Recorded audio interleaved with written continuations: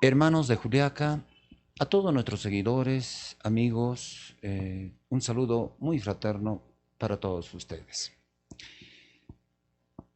Estamos en las redes sociales, en YouTube como Puno Grande, en Face como Herman Sumarriba. Para Juliaca estamos en Antena Sur, canal 21, y para toda la región, Cable Más, canal 13. Bien, el día de hoy estamos con nuestro colaborador, siempre Ramiro Jihuayán, un gran analista político, social, que, bueno, a pesar de ser bastante joven, ha recorrido bastante, como quien dice, agua debajo del puente. Ramiro, Mm. te saludo al pueblo de Juliaca. Sí, muy buenas noches. Agradecerte siempre, ingeniero Sumarriba, por la oportunidad. Obviamente que es importante, ¿no? Ver los distintos ángulos de lo que viene ocurriendo, no solamente a nivel local, sino que toda esta concatenación de hechos viene desde el direccionamiento de las políticas internacionales, ¿no? Entonces, bajo ese precepto, nosotros no debemos estar quizás sesgados con opiniones que nos vierten desde los medios nacionales, que finalmente tienden a inclinarse siempre a las políticas nacionales, económicas, de los intereses, sobre todo de la gran oligarquía limeña. Bien, todos los programas no nos cansamos de, en primer lugar, siempre aunarnos al dolor ajeno. En esta segunda ola parece que es mucho más de lo que esperábamos. Y todavía creemos que no está el SARS-CoV-2, que es muchísimo más contagioso. Parece una mutación, no diremos otra cepa, sino una mutación del mismo COVID-19. Pero esta segunda ola está haciendo demasiada calamidad, tan es así que un gran ingeniero, Cristóbal Apaza, ha fallecido hace muy poco por COVID-19. Eh, un ingeniero que estaba en la jefatura de OSA, de la Universidad Andina Néstor Cáceres Velázquez. A todos sus familiares, nuestro más sentido pésame. Lamentablemente, Ramiro, no hay conciencia. No hay conciencia porque la juventud sigue yéndose. Ahí hemos visto 3 veces han sido intervenidos y no los cierran hasta ahora. ¿Cómo se llama? Encima de Luxor hay una discoteca. Han encontrado 150 personas taqueadas y nosotros, bueno, una señora nos escribe y nos dice, déjalos pues que se mueran ellos, ¿no? Que se contagien entre ellos, que lleven el virus a su casa, ya pues. Eso han decidido, ¿no? Asesinar prácticamente. Puede ser a sus papás, a sus abuelos o a sus propios hermanos. Pero, señora, le respondemos, no es así. Porque ese señorcito sube a un micro y en el micro estaba usted. Iba a contagiar a todos los del micro. Tú todavía, Ramiro, joven, ¿qué opinas? No sé, hay una necesidad imperiosa de ir siempre a una de esas discotecas, beber algo desde tu punto de vista de joven. Sí, yo lo veo desde dos ángulos, ¿no? El primero, de que la orientación educativa no iba a cambiar en unos cuantos meses, ¿no? De gestión. Hemos vivido una crisis política y hemos vivido una crisis histórica sobre el tema de educación, donde los jóvenes son pues producto de ese mal sistema educativo, que no se le puede culpar al docente, no se le puede culpar a los maestros, maestras del Perú, sino que la falta de recursos, la falta de implementación de políticas. La política tiene que funcionar como una estructura para llevar y finalmente tener un producto. La educación peruana ha sufrido múltiples, entre comillas, reformas. Recordemos el sistema educativo de Alberto Fujimori iniciando este tema de los bachilleratos, donde se rompió todo un sistema educativo donde existía cursos como filosofía, geopolítica y cursos de análisis, ¿no? Hoy en día se ha venido mucho más ventilando el tema de la competitividad. Ese tema de la competitividad ha hecho justamente de que el camino no importe, sino todo está justificado con tal de alcanzar un propósito. ¿Y eso qué ha significado? De que la corrupción ha llevado a los mejores puertos, es decir, no son los mejores estudiantes los que alcanzan los cargos públicos. Lo estamos viendo en la misma política, que en su gran mayoría son cuadros que no se sabe de dónde han obtenido recursos económicos, pero finalmente obtienen el beneficio. Entonces los jóvenes tienen en su criterio, en su cabeza, de que no importa el camino, no importa la ética, la moral, porque si estaríamos hablando de una educación con principios y valores, estaríamos hablando de sociedades como la China, como la del primer mundo, ¿no? Donde la actitud de la misma sociedad es totalmente diferente. Por eso es que el control del COVID ha sido justamente por la actitud de sus propios conciudadanos, algo que nosotros no tenemos, algo que no va a cambiar con una ley o con un marco teórico jurisprudencial, ¿no? Sacar un decreto de emergencia donde se establece castigos. Eso refleja justamente de que no funciona el tema, al menos legal, desde un punto de vista castigador, sino que tiene que ser orientador. Y la educación debió servir para coayudar a ello.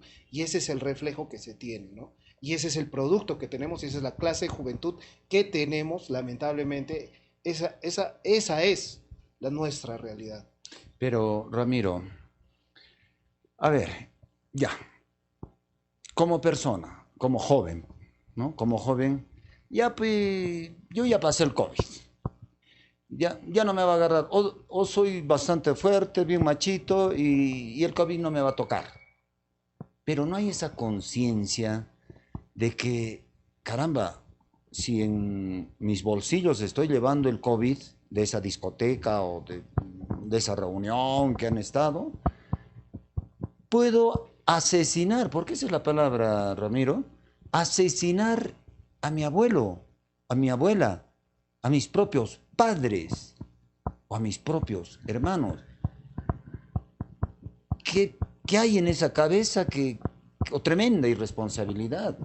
Sí, justamente para redondear la idea y poner, esa es la posición quizás de los jóvenes, ¿no? Unos jóvenes que han crecido sin verdaderamente una asistencia social. Se habla muchísimo de que el Estado no debería intervenir. El Estado es su obligación de intervenir, de poner las condiciones al ciudadano para desarrollarse. Pero hemos vivido históricamente un letargo en el tema del sistema educativo y en el tema de salud. Así que esto viene producto de mucho más atrás. Y peor aún, con las malas decisiones que ha tomado Martín Vizcarra y los gobiernos que toditos están cuestionados por temas de corrupción. Y por el otro lado, hace un comentario una ciudadana como si viviera en una burbuja, ¿no? Estamos viviendo en una sociedad. Si ella vive en una burbuja, en un cristal, obviamente que está desde ya cuestionando de que ella no va a tener contacto alguno con la sociedad. Como bien lo habías indicado, ingeniero, vivimos en un estado social. Ojo, que por ejemplo el tema de las vacunas no es que funciona porque se vacunan y tienen un alto grado de eficiencia.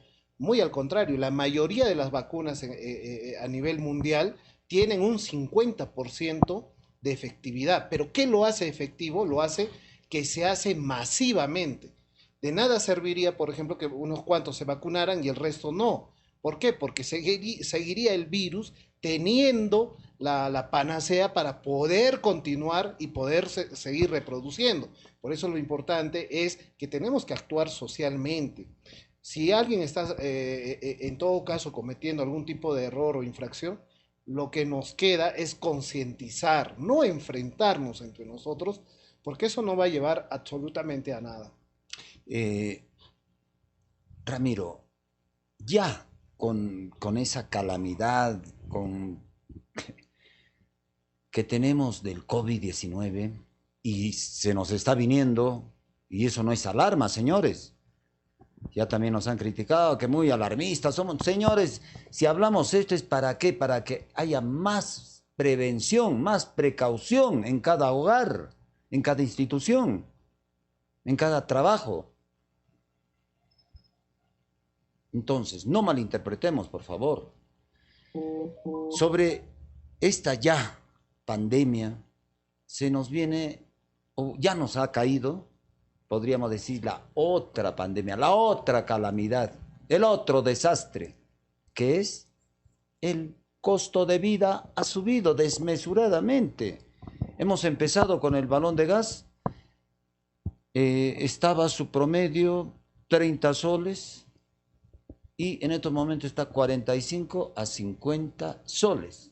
Y no solamente el balón de gas, sino el costo de vida en los mercados. Bueno, particularmente, Ramiro, yo voy todos los sábados y bueno, interdiario también al mercado. Eso no es ser saco largo ni cosa por el estilo, pero sé los precios y sé cuándo ha subido. Y ha subido desproporcionadamente. Entonces, no hay trabajo.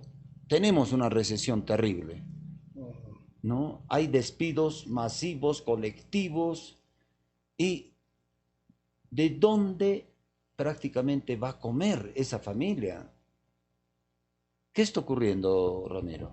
Era algo que se venía a venir, ¿no? El tema de, obviamente por el propio flujo económico, que obviamente no ha tenido, ¿no?, la potencialidad en estos tiempos, porque Estados Unidos ha entrado en una gran recesión, se ve que China ha manejado muy bien este tema, eso nos afecta finalmente a nosotros, y como no decirlo, el Estado peruano se ha dedicado a gastar cantidades de dineros en pruebas, estas pruebas rápidas chinas que no han servido absolutamente para nada, han implementado con equipos que hasta ahora no funcionan, hay equipos, inclusive plantas de oxígeno en el país que no han sido instalados, entonces era algo que se venía a venir, ¿no? Y por el otro lado está pues las grandes mafias corporativas, ¿no? Recordar justamente, por ejemplo, Alberto Fujimori había vendido la planta en ese entonces, ¿no?, de gas a unos 8 o 7 millones. ¿Y quién fue el comprador? Una empresa chilena que Chileno. finalmente lo vendió por más de los 50 millones, ¿no? Entonces, ¿cómo es que nosotros en el Perú vemos o pensamos o cuál es nuestro criterio para llamarnos soberanía? Soberanía lo primero es garantizar la energía y garantizar la energía y los recursos vitales como es el agua, ¿no?, la agricultura, etcétera. En una guerra, ¿qué haríamos? La tendríamos ya perdida el primer día. ¿Por qué no tenemos capacidad de organización de Estado?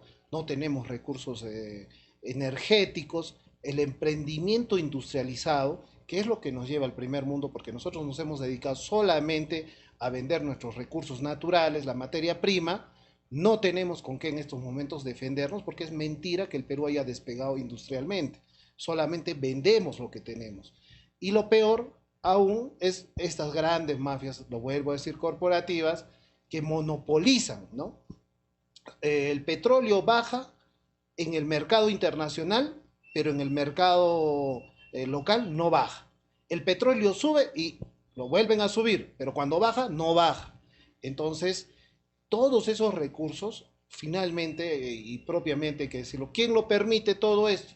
La Constitución del 93, que nos pone a los ciudadanos propios, hijos de esta patria, como hijos ajenos.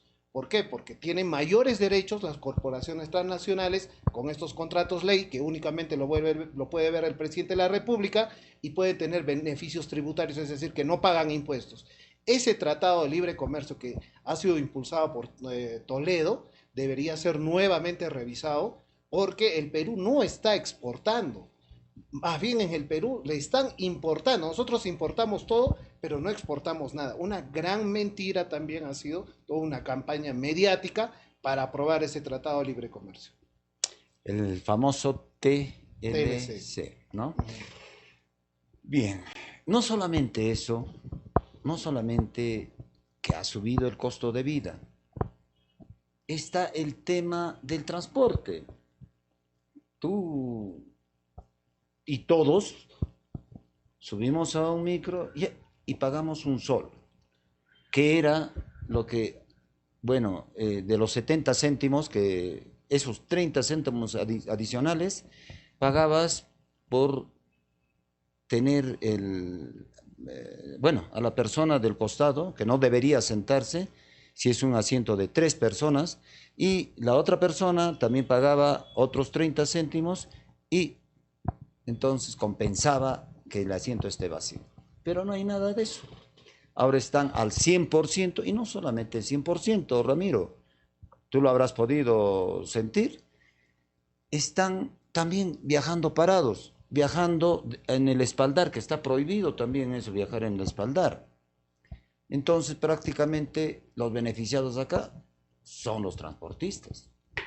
Sí, hay que decirlo claramente también. Yo creo que acá hay que separar muy bien el trigo de la paja, ¿no? Yo creo que acá no tienen culpa los conductores, los choferes. De alguna medida tendrán una responsabilidad in situ, pero generar este caos vehicular, generar este monopolio, porque es un monopolio lo que en la ciudad de Juliaca es el tema de transporte. Yo no sé cómo se manejarán en otras ciudades, pero en el tema de Juliaca se ha monopolizado de una manera casi, podríamos decir, delincuencial. ¿Por qué? Porque estamos atentando contra la salud pública y estamos atentando contra la seguridad de las personas.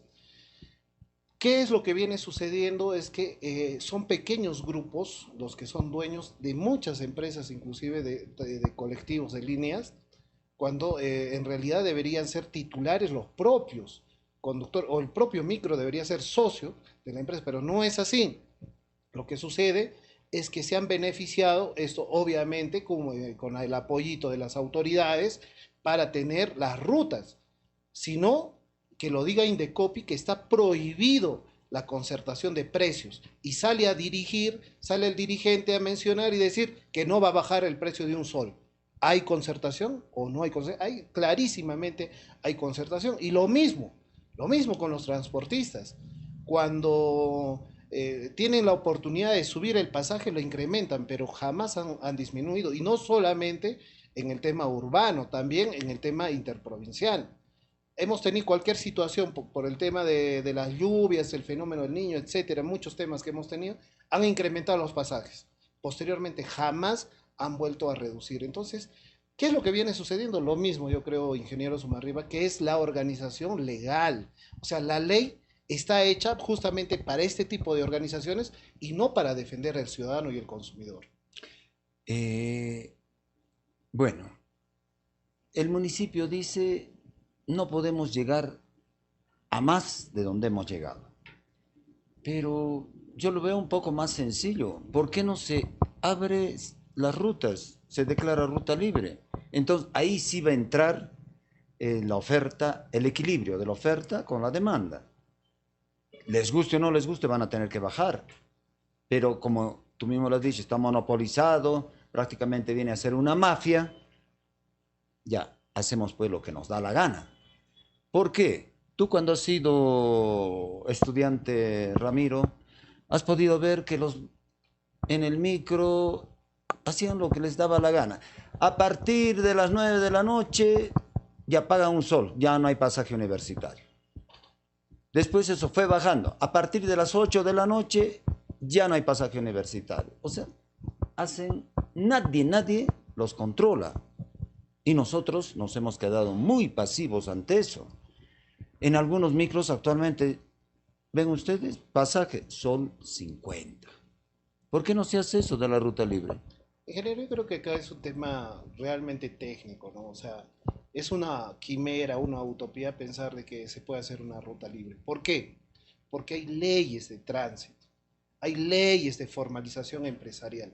Lamentablemente, el sistema legislativo, el sistema jurídico, impide ese tipo de actuaciones, porque ya no pagarían impuestos, evasión tributaria, etcétera, con los mismos decretos que la municipalidad ha sacado y todo.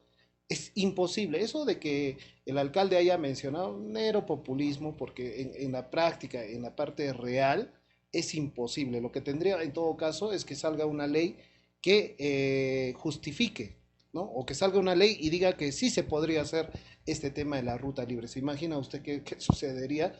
Entonces, yo creo que más bien acá es que no han tenido el suficiente cuajón las autoridades, tanto las anteriores como la actual, de verdaderamente establecer un ordenamiento, ¿no? Exigirle muchas veces, por ejemplo, la reestructuración de estas empresas, ¿no? Donde no puede ser propietario pues, un dueño de 20 vehículos o ser propietario de toda la empresa solamente una persona y alquilar a los demás. Entonces, eso vendría a ser, yo creo, de repente una medida verdadera, sincera con la población. Porque decir ruta libre es imposible, no existe en la parte legal nada que se llame el tema de la ruta libre. Y recordemos que el Estado no interviene en el mercado, por eso dicen el mercado se tiene que regular solo. Claro, ¿cómo se va a regular solo si existe monopolio? Que está prohibido dentro de la Constitución, bien claro lo indica. Por eso, o sea, acá el problema real, toda la estructuración del Estado, toda la organización del Estado, viene desde la Constitución política y después con sus demás leyes subyacentes, ¿no? Que finalmente, en vez de proteger, nuevamente lo digo, al ciudadano, protege a los grupos, como en este caso, mafiosos, casi mafiosos. O sea, hemos generado leyes para proteger a quienes puedan abusar de la misma sociedad. O sea, ahí hay un principio elemental donde el Estado se ha vuelto en un defensor de lo indefendible, cuando en realidad él debería defender el Estado, justamente la situación social, que muy poco tenemos estructurado dentro de la Constitución política en ese tema. Perdón. Bueno, soluciones. ¿Cambio de constitución?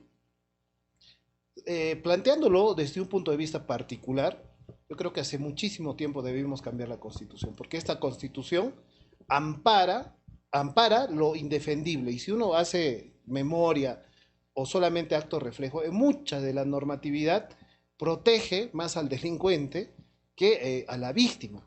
Y la sociedad se ha convertido en una víctima del propio Estado cuando, por ejemplo, plantea de que gente del exterior tiene mayores beneficios que el mismo ciudadano. Y me refiero, ¿cómo puede haber desarrollo social si cuando vienen las grandes inversiones como es Real Plaza, etcétera, no quiero mencionar a otras más, pero por los problemas de discriminación que hemos tenido como Ripley, ellos tienen mayores derechos para defenderse que el que ha sido víctima?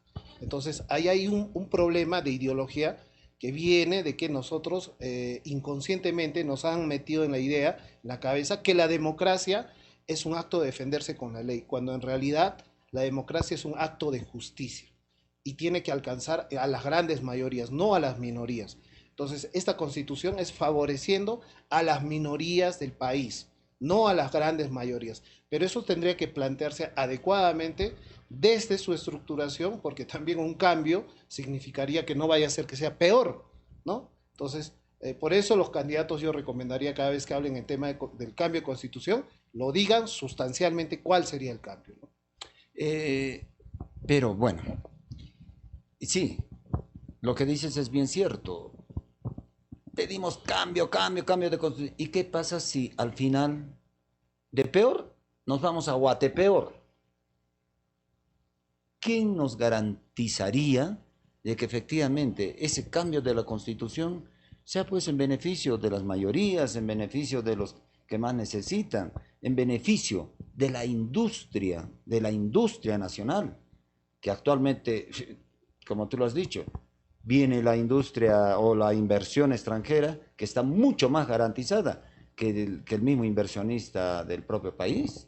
¿Quién nos garantiza eso? O sea, si recordar que muchos de esos convenios son por más de 100 años. Es decir, que nuestros hijos, nietos todavía van a padecer errores que justamente nosotros hemos provocado eligiendo muy mal, ¿no? Eligiendo a un chinito que se puso un ponchito y se identificó porque es un chinito gracioso, cuando en realidad nosotros debemos apoyarnos entre nosotros, identificarnos con nuestra raza, con nuestra cultura, con nuestras costumbres. Una persona que es identificada, obviamente que tiene una personalidad social, ¿no? Pero una persona que no se identifica, obviamente también que muchos de los casos, y por no decir todos, ingeniero, es que en estos momentos de campaña, ahora sí van para el mercado a comer, ahora sí se identifican con la cultura. ¿Y qué pasó cuando teníamos el problema de la pandemia, no? ¿Qué pasó? Dónde estaban los candidatos? Es más, yo invito a los candidatos que en vez de gastar sendas cantidades de dinero y de recursos, lo destinen directamente en el apoyo social, justamente en la lucha contra este tema del COVID, ¿no? Que muchas comunidades están sin apoyo, sin ivermectina. Creo que el único que ha salido a la luz ha sido el ingeniero Carlos Ceballos, el único que ha salido a la palestra y decir, este es mi aporte, acá estoy como ciudadano, mientras los demás se han escondido en plena cuarentena y todo, y hoy en día salen con sus bandas, con sus polos, a regalar más, etcétera, etcétera, cuando no es efectivo, cuando realmente uno está comprometido con la sociedad, pues no importa las medidas que uno vaya a tomar, pero tiene que ser en beneficio de la población, y eso falta, y falta concientizar a la población en esos temas. Bien, en la parte final, Ramiro, toquemos algo de la revocatoria, ¿no? Ha habido una marea que compraron el kit, después se hicieron los locos. También el señor Jesús Abarca compró el kit, lo estamos esperando, señor Jesús Abarca, para ver cómo está avanzando en este tema de la revocatoria, o no está avanzando, o simplemente también fue pues un engañamuchachos. ¿Estás de acuerdo con la revocatoria, Ramiro? Mire, la revocatoria es un proceso democrático, ¿no? Que se ha instaurado como un instrumento para que gobiernos como los que han pasado no concluyan cometiendo los delitos o finalmente llevando al fracaso a toda en este caso a la provincia. Yo creo que el televidente tiene que ser muy cuerdo en su razonamiento, ¿no? Estamos realmente con las medidas que se deben tomar, realmente está la ciudad con limpieza, realmente está con ordenamiento, realmente tenemos jardines, tenemos obras en ejecución, o, o es un proceso más bien de aprovechar el tema de este tema del COVID, porque este tema del COVID va a impedir este proceso de revocatoria. Hay que ser muy sinceros, porque ese tema de hacer contacto directo está totalmente prohibido. Es más, los revocadores están exponiendo muchísimo el tema del contagio. Y que yo sepa, inclusive los plazos ya están por vencerse. Entonces, bien difícil que se dé este tema de la revocatoria, bien difícil, pero yo creo que sí se debería de dar, porque la verdad tenemos una autoridad que ha venido diciendo que podemos sobrevivir 20 días sin comer, ha focalizado más bien al recortar el horario de atención en los mercados, tumultos de personas. ¿Por qué? Porque hay poca hora de atención. Es como en cualquier otro servicio. Si hay poca hora de atención, uno va a estar dentro de ese horario y mayor cantidad de personas. Entonces, el criterio que se ha utilizado yo creo que no es un criterio de nivel mediano, por lo menos, ¿no? Me parece más que se han tomado medidas populistas, ¿no? Cuando en realidad uno cuando es electo para ser autoridad tiene que tomar las decisiones difíciles también, porque si no, pues la población no necesitaría de una autoridad, si ellos mismos se van a tener que regular, que es lo que prácticamente ha condicionado en sus reuniones con dirigentes, con personas que supuestamente tienen conocimiento. Él tiene que estar asesorado por profesionales y tomar las decisiones. Si no, en una guerra el soldado pues estaría más perdido, siempre va a hacer caso a su general, ¿no? Y en este caso, pues nuestro general, queramos o no, es la autoridad, pues el alcalde municipal. Nos guste o no nos guste. Así es. Particularmente nosotros ya lo habíamos mencionado, no estamos de acuerdo con la revocatoria. Escúchenlo bien, no estamos de acuerdo. ¿Por qué?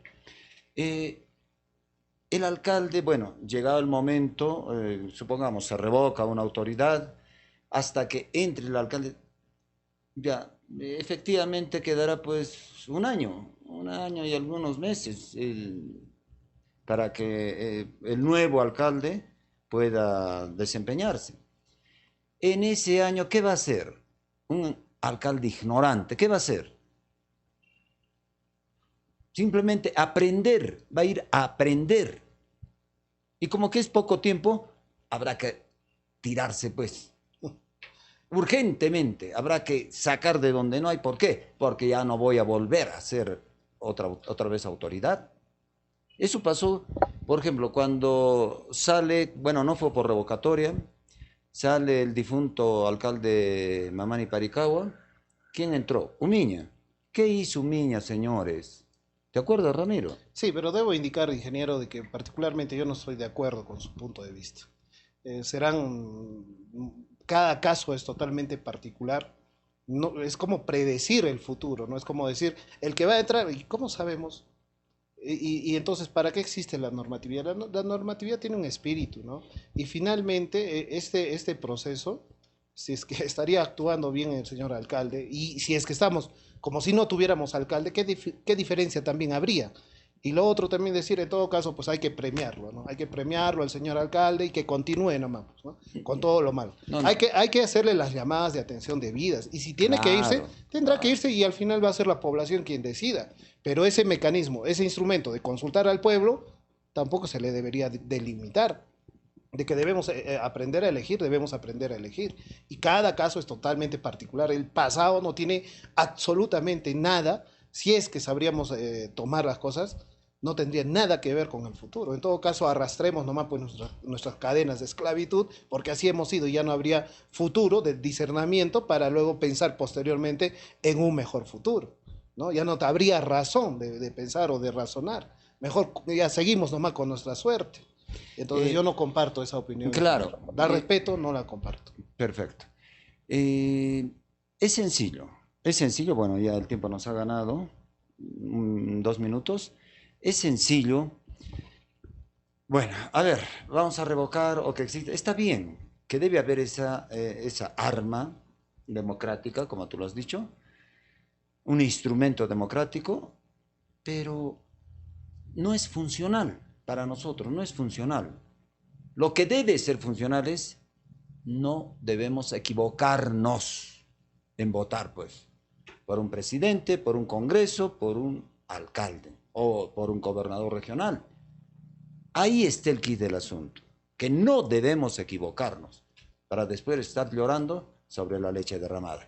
Nos ganó el tiempo, Ramiro, tus palabras finales. Sí, finalmente decirles de que siempre debemos pensar y ver en un proceso de análisis crítico y juicioso, porque muchas veces hemos perdido hasta inclusive la capacidad de indignarnos frente a lo que está sucediendo, o ya nos hemos acostumbrado porque las fuerzas también de este aparato político, económico, hacen que los medios de comunicación nos direccionen la opinión, nos pongan programas enlatados, basura, chatarra, y lo mismo con la educación, y lo mismo con la dirigencia política, y lo mismo con los candidatos, y finalmente pareciera que terminamos que no tuviéramos opción alguna. Entonces, creo yo que el pensamiento debe estar y nacer en la nueva fuerza que es la juventud, debe estar en la fuerza de los profesionales, en la gente que tenga visión hacia lo que queremos como nación, como sociedad, y no dejarnos llevar por estos procesos, que finalmente lo único que nos están haciendo es que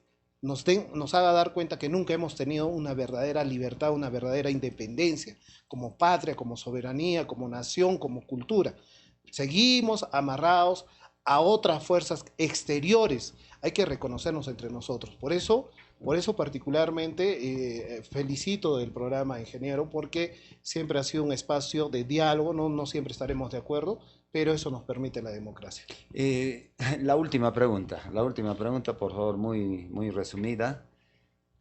¿Ya tienes algún candidato que hayas preferido para apoyarlo, para que puedas emitir tu voto por él? Mire, particularmente puedo estar deliberando todavía, pero no lo haría mención porque ya me saldría y ya no sería imparcial, sino mi opinión sería parcializada o direccionada. Pero, sin embargo, hay que seguir haciendo el análisis. Hay muchos candidatos que ya están saliendo por cuenta propia, ya están saliendo del camino, ¿no? Han salido candidatos que han sido, pues, ¿no? Estos burriers, hay candidatos que tienen procesos penales, entonces hay que mencionarlos, hay que decirlos, porque eso nos permite la libertad de información, ¿no? Eso no es ataque contra nadie, o reconocer algunas actitudes de otros candidatos tampoco es estar direccionando, ¿no? Sino muy al contrario, hay que evaluar esos hechos. Todavía no lo tengo, ingeniero, Bien, calidad de profesionales, calidad de personas en todos los candidatos. Yo creo que va a ser más de lo mismo, más de lo mismo. Sin embargo, veo que está creciendo muchísimo un nuevo partido, que es el Partido de Perú Libre, que tiene una propuesta diferente a las demás, como es el caso muy extremista de Antauro Humala, que ha escenificado a la izquierda radical, y el otro partido que veo que va a tener la talla es justamente el partido de Johnny Lescano, Acción Popular, porque aunque no lo crean, tiene todavía aceptación inclusive en la capital de la República y sobre todo con el Congreso que ha pasado y con el actual que tenemos, solamente las actuaciones de Johnny Lescano enfrentando, por ejemplo, el tema fujimorista, aprista, hace notar de que todavía hay una sangre rebelde puneña dentro de él, con ansias de gobernar con seriedad. Dentro de los demás candidatos, la verdad, Forza y los demás, son todavía proyectos, propuestas, ¿no? Como son ensayos que ellos están haciendo, porque para llegar a llamarse partido político tienen que tener una estructura seria y sobre todo tienen que tener un pensamiento claro. Y en los demás yo no veo propuestas claras o ubicarse bien en el panorama dentro de lo que es la izquierda, la derecha, la socialdemócrata, etcétera, ¿no? Ellos no dan una muestra clara de lo que están haciendo. Bien, solamente hermanos, desde ahora empecemos a analizar para no volver a equivocarnos. Pareciera que todas las veces siempre nos hemos equivocado. Ahí están pues nuestros expresidentes, unos delincuentes prácticamente. Bueno, el tiempo nos ha ganado. Hasta el día de mañana. Gracias, producción.